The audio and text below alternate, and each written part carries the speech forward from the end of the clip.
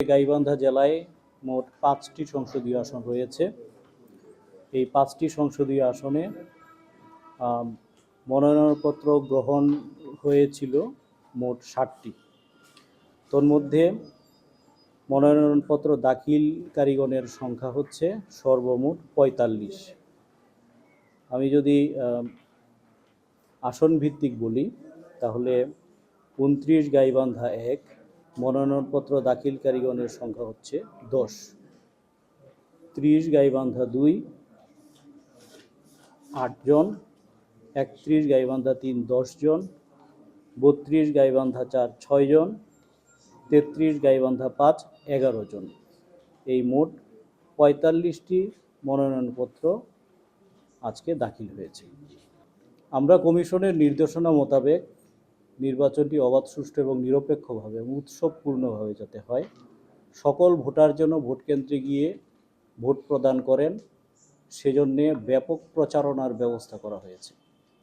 আপনারা জানেন যে এই ত্রয়োদশ জাতীয় সংসদ নির্বাচনের একই সঙ্গে গণভোট অনুষ্ঠিত হবে।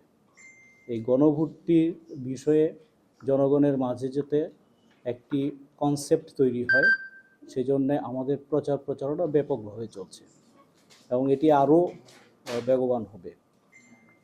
এবং আমাদের যে আইনশৃঙ্খলা রক্ষার জন্যে অলরেডি আইনশৃঙ্খলা রক্ষাকারী বাহিনীগুলো কার্যক্রম হাতে নিয়েছে, কাজ করছে।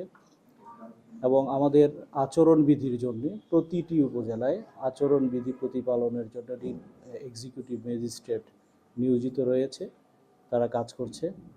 এবং মনোনয়নপত্র বাছাইয়ের প্রক্রিয়াটি সম্পন্ন হওয়ার পরে যখন আমরা প্রার্থীগণের তালিকা পেয়ে যাব, তখন থেকে আমরা আমাদের নির্বাচনী এলাকাগুলোতে আমাদের যে নির্বাচনী আচরণবিধির উপরে এবং প্রার্থীগণদেরকে নিয়ে আমাদের সভা অনুষ্ঠিত হবে।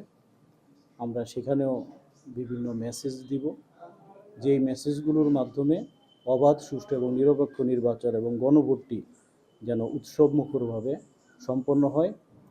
দীর্ঘকাল পরে সকল ভোটার যেন ভোট কেন্দ্রে একটি উৎসবমুখর পরিবেশে গাইবান্ধা জেলায় ভোট প্রদান করতে পারে, সেই ব্যবস্থাগুলো আমরা গ্রহণ করছি।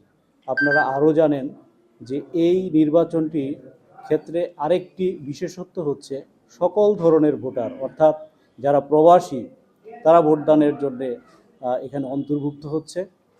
যারা বিভিন্ন জেলায় কর্মরত রয়েছে সেই সরকারি কর্মচারীবৃন্দ যারা ভোট প্রদানের কাজে নিয়োজিত থাকে, তাদেরও এবছর এই নির্বাচনে ভোটের ব্যবস্থার বিধান রাখা হয়েছে।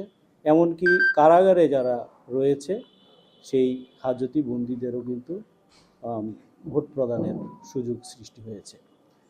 তা আমরা বিশ্বাস করি যে একটি ইনক্লুসিভ, সার্বজনীন এবং উৎসবমুখর, অবাধ, সুষ্ঠু এবং নিরপেক্ষ নির্বাচন গাইবান্ধাবাসী নিশ্চয়ই দেখতে পাবে। এই ক্ষেত্রে আমরা বদ্ধপরিকর।